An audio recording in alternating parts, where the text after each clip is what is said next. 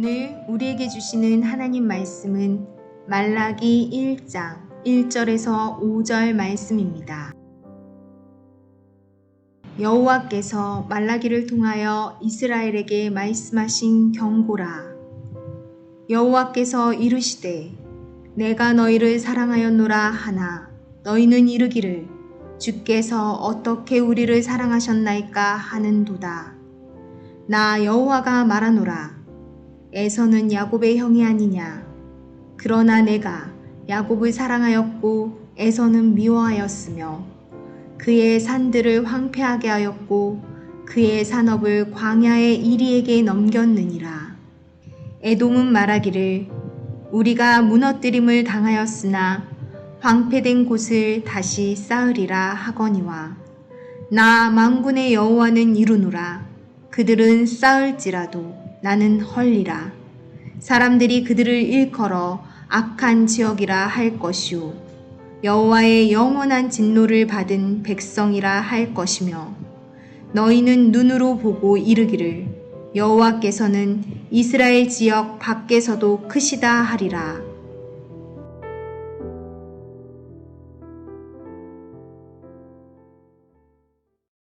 오늘부터 말라기서를 강해합니다. 제가 가끔 설교를 하고 난 후에 성도님들이 제 설교에 대해서 피드백을 해주시는 경우가 있습니다. 그런데 설교의 중요한 내용을 잘 기억하지 못하시고 예화로 들은 것만 기억하시고 말씀하실 때가 있습니다. 그럴 때 참 아쉬움이 느껴집니다. 우리가 이 말라기서를 볼 때 이런 우를 종종 범하곤 합니다. 우리가 말라기서 하면 떠오르는 것이 항상 3장 10절 이하에 나오는 11조 이야기입니다. 너희의 온전한 11조를 창고에 들여 나의 집에 양식이 있게 하고 그것으로 나를 시험하여 내가 하늘 문을 열고 너희에게 복을 쌓을 것이 없도록 붙지 아니하나 보라. 이 말씀만 기억할 때가 많습니다. 바로 이것이 성경의 전체 내용을 이해하지 못하고 한 부분만 읽고 들은 결과입니다. 하지만 말라기서는 11조 외에 수많은 이야기들을 우리에게 하고 있습니다. 11조는 말라기서가 말씀하고자 하는 데 있어서 하나의 예에 불과합니다.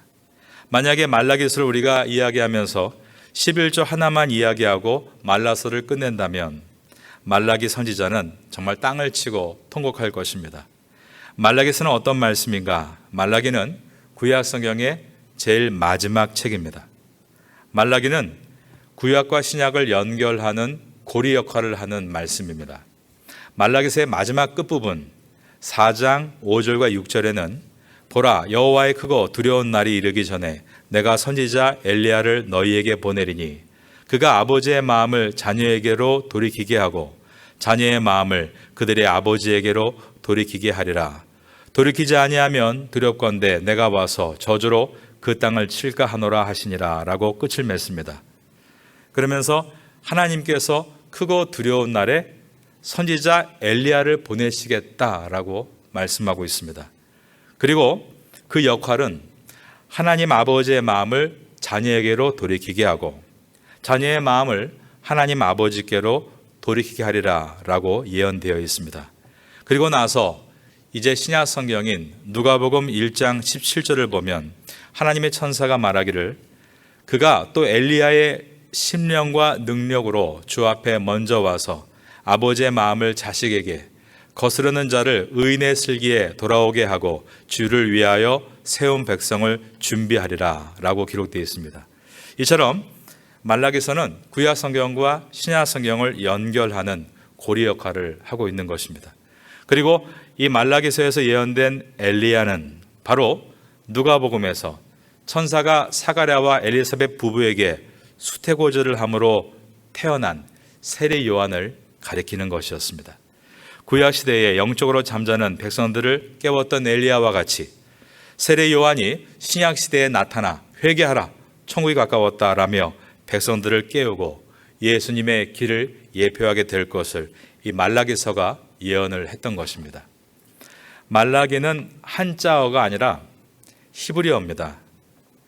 말라기라는 선지자가 기록한 말씀이 말라기서입니다.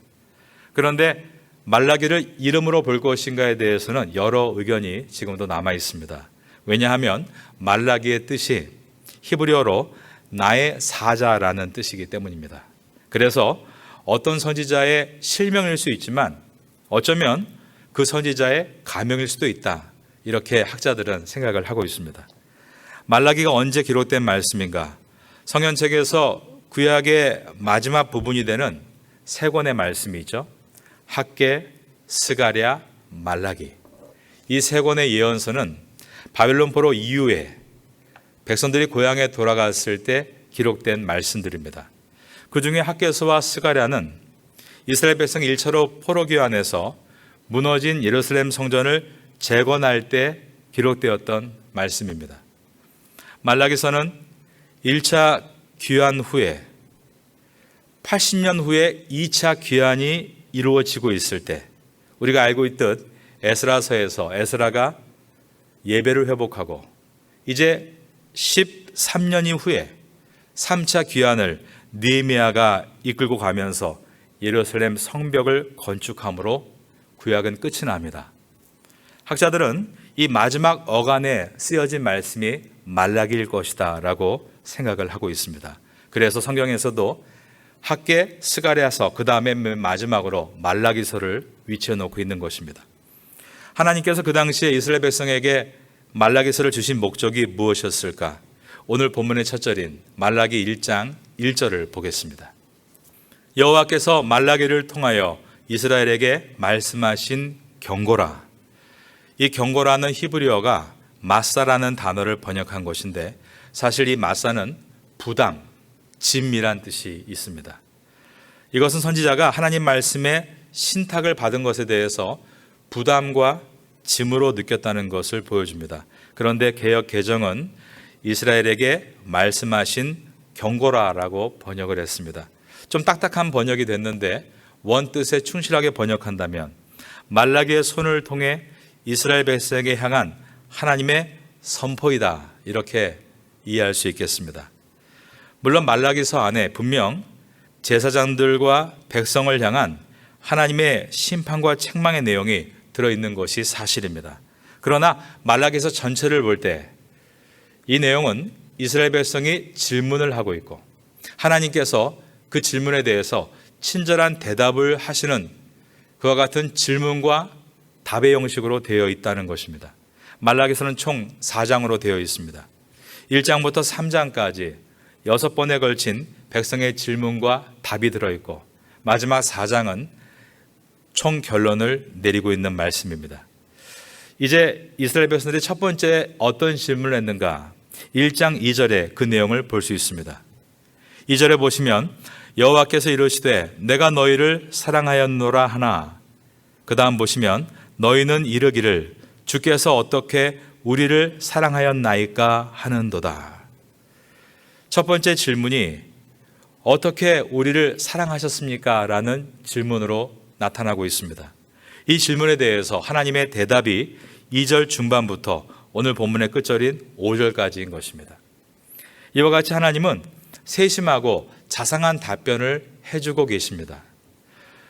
우리 인생도 마찬가지입니다. 우리의 인생 가운데 앞길이 막막하고 보이지 않을 때 내가 어디로 가야 하는가? 정말 하나님 나를 도와주고 계십니까? 이런 어떻게 보면 의심 섞인 어리석은 질문이라 할지라도 하나님은 그 모든 질문을 들으시고 우리에게 자상하고 세심하게 응답해 주신다는 것입니다. 이 밤에도 여러분의 인생의 질문을 하나님께 드리실 때 하나님께서 여러분에게 자상하고 세심한 응답을 주시기를 주님의 이름으로 축원합니다. 이스라엘 백성들이 첫 번째 질문을 다시 한번 살펴보겠습니다. 2절을 보시면 여호와께서 이르시되 내가 너희를 사랑하였노라 하나 너희는 이르기를 그 다음 절을 따라해 보겠습니다. 주께서 어떻게 우리를 사랑하셨나이까? 여기서 어떻게라고 번역된 히브리어 밤마라는 단어는 무엇으로라는 뜻입니다. 그러니까 이 뜻은 하나님이 우리에게 도대체 무엇을 주셨다고 우리를 사랑한다라고 말할 수 있습니까? 라는 불평 어린 의심 섞인 질문이었던 것입니다. 이스라엘 백성들은 바벨론의 포로로 살면서 세계에 대한 눈을 뜨기 시작했습니다. 과거에는 자신들만이 최고인 줄 알았고 예루살렘이 전부인 줄 알았는데 바벨론의 포로로 끌려가 보니까 대제국 바벨론 문화가 있었고 그 속에서 자신들이 얼마나 초라하고 작은 민족인지를 깨닫게 되었던 것입니다. 그리고 그 엄청난 바벨론이 페르시아에게 한순간에 망하는 것을 보면서 군사력과 재력이 얼마나 중요한가도 그들은 눈을 뜨게 됐습니다. 그래서 그들은 살 수 있는 길이 저 세계 열강을 따라 우리도 군사력과 재력을 동반한 국력을 키워서 세계화가 되는 것만이 우리가 살 수 있는 비결이다라고 생각을 했습니다. 그런데 하나님께서는 무조건 성전을 재건해야 된다라고만 말씀하시고 예배를 회복해야 한다라고만 말씀하시자 그들이 이런 질문을 불평어렵게 던지게 된 것입니다. 하나님, 당신은 우리를 사랑하였다고 하시는데 우리에게 재력도 군사력도 주지 않으시면서 도대체 무엇으로 우리를 사랑하셨다고 말하시는 것입니까? 라는 질문이었습니다. 이것에 대한 하나님의 답변이 2장 중반부터 나와 있습니다. 2장 중반을 보겠습니다. 나 여호와가 말하노라. 에서는 야곱의 형이 아니냐. 그러나 내가 야곱을 사랑하였고 에서는 미워하였으며 그의 산들을 황폐하게 하였고 그의 산업을 광야의 이리들에게 넘겼느니라. 형 에서와 야곱은 아브라함의 3대 후손들이죠. 하나님께서 믿음으로 세워지는 온전한 민족을 이루시기 위해서 그 가정 안에 하나님의 사람으로 앞장서도록 본을 보여야 할 사람에게 장자권을 부여해 주셨습니다. 맏아들인 에서가 마땅히 온전한 믿음의 본을 보여주면서 신앙으로 앞장서야 했지만 그는 장자권을 소홀히 여겼고 동생 야곱에게 팥죽 한 그릇에 그 장자권을 팔아버리고 말았습니다. 그 후 야곱은 12아들을 낳았고 중간에 하나님이 그의 신앙과 인격을 변화시키시면서 이름을 이스라엘이라고 지어주셨고 훗날 12아들들의 가족이 번성해서 12지파를 이루었을 때 그 민족의 이름을 그때부터 이스라엘이다라고 부르게 되었습니다. 지금 이스라엘 백성들이 하나님, 저희를 어떻게 사랑하셨습니까? 라는 질문에 대해서 하나님께서는 나는 야곱의 자손인 너희 이스라엘을 사랑했고 에서의 자손인 에돔을 미워했다라고 대답하셨습니다. 실제로 이스라엘은 범죄했고 나라가 망했으나 다시 회개했을 때 일어나서 성전을 재건했습니다. 그러나 에서의 후손인 에돔은 같이 동시대에 나라가 무너졌지만 재건하지를 못했습니다. 3절과 4절의 말씀입니다. 에서는 미워하였으며 그의 산들을 황폐하게 하였고 그의 산업을 광야의 이리들에게 넘겼느니라. 에돔은 말하기를 우리가 무너뜨림을 당하였으나 황폐된 곳을 다시 쌓으리라 하거니와 나 만군의 여호와는 이르노라. 그들은 쌓을지라도 나는 헐리라. 사람들이 그들을 일컬어 악한 지역이라 할 것이요 여호와의 영원한 진노를 받은 백성이라 할 것이며. 이것은 하나님께서 이스라엘 백성을 하나님의 백성으로 선택하셨다라는 표현입니다. 우리가 이것을 운명이다라고도 말하고 또 학문적인 말로 예정이라고 부릅니다. 사람은 운명이란 말을 듣고 예정이란 말을 들을 때 이것이 인간적인 선택은 다 배제가 되고 하나님의 독단만이 나타난다라고 생각할 때가 있습니다. 그러나 하나님의 선택된 사랑, 이 예정은 하나님의 독단을 말하는 것이 아니라 하나님은 인간의 외모나 됨됨이를 보지 않고 하나님의 무조건 사랑으로 인도하신다라는 것을 보여주는 말씀입니다. 말라기 시대 때 유다 백성들은 세계 속에 자신들의 모습에 눈을 뜨기 시작했습니다. 그들은 자신들의 세계 속에서 얼마나 왜소하며 보잘것없는지를 충분히 느꼈습니다. 그래서 하나님, 우리를 어떻게 사랑하십니까? 라고 비관적으로 질문을 던지고 있습니다. 그때 하나님은 사람의 외모를 보지만 나는 결코 사람을 외모로 보지 않고 자녀로 본다. 내가 너희를 포기하지 않는 것은 너희가 내 자녀이기 때문이다 라고 말씀하셨습니다. 이와 같은 사랑의 이야기가 말라기서에 들어있는 것입니다. 하나님께서 여러분 한 분 한 분도 자녀로 삼아주시고 이 자리에 불러주신 줄로 믿습니다. 성도로 불러주시고 우리가 부족한 것을 알면서도 불구하고 우리를 포기하지 않으시고 인도하시는 것은 자녀로 부르셨기 때문입니다. 하나님께서 나는 야곱의 하나님이다. 마찬가지로 나는 너 아무아무의 하나님이다 라고 지금도 우리에게 말씀하고 계신 줄로 믿습니다.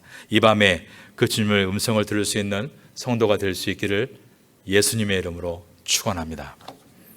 하나님의 자녀를 대표하는 야곱의 후손 이스라엘 백성이 범죄로 망했죠. 또한 세상의 자녀를 대표하는 에서의 후손 에돔도 범죄하고 망했습니다. 그런데 여러분 같이 망해도 이 둘에는 엄격한 차이가 있습니다. 하나님의 자녀에게는 고난이 연단이고 훈련이지만 세상의 사람에게는 고난은 심판이고 멸망이라는 것입니다. 하나님의 자녀는 고난을 통해서 내가 잠시 나의 망가뜨린 영적 나침판을 고쳐야겠구나.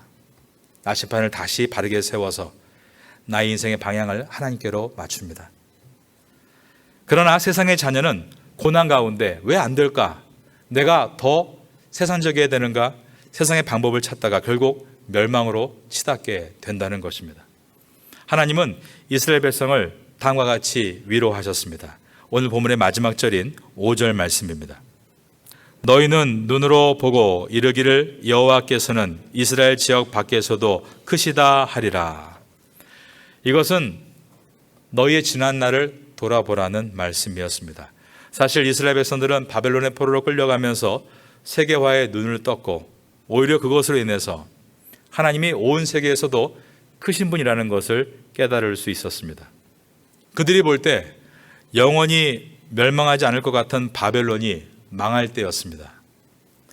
예레미야서의 예언대로 바벨론이 멸망당하고 이스라엘 백성들이 고향으로 돌아가는 것을 볼 때 하나님은 우리 이스라엘의 하나님이 아니라 온 세상의 하나님이시구나. 그것을 깨닫게 되었습니다.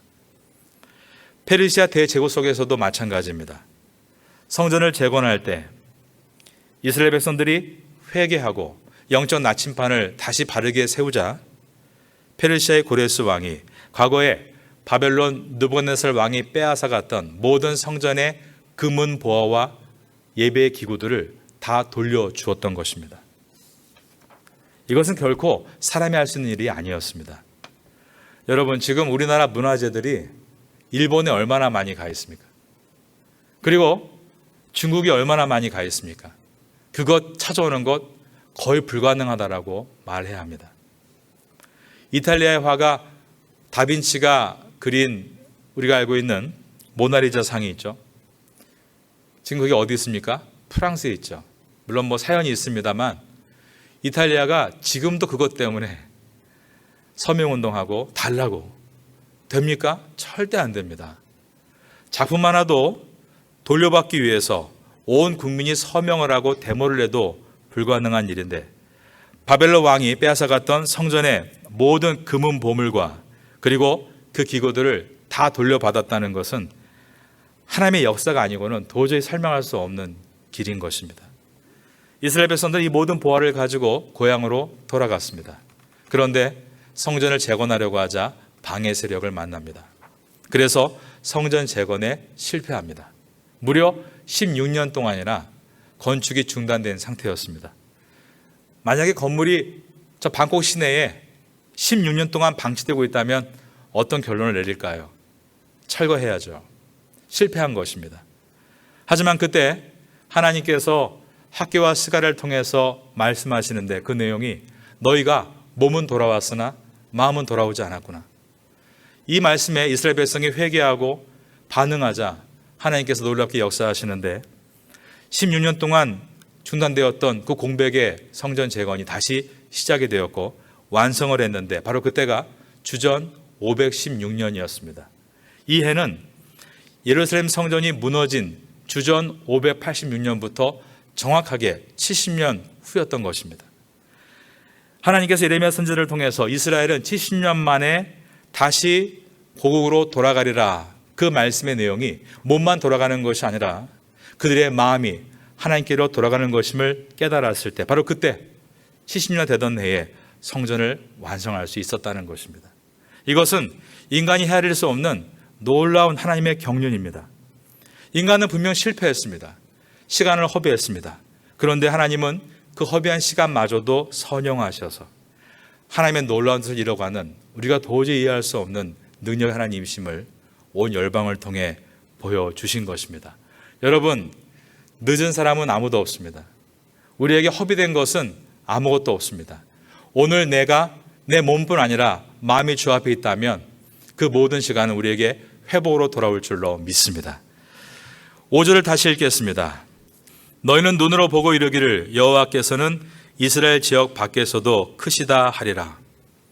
저와 여러분은 온 우주를 창조하신 이 크신 주님을 믿는 성도들입니다.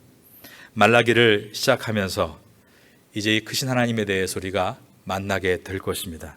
말라기서를 기대하시고 한 주간의 말씀을 통해서 다시 한번 신앙이 몸만 돌아오는 것이 아니라 마음도 돌아오게 되므로 우리의 모든 잃었던 시간들이 다시 회복될 수 있는 은혜가 우리 모두에게 있게 되기를 마지막으로 예수님의 이름으로 축원합니다.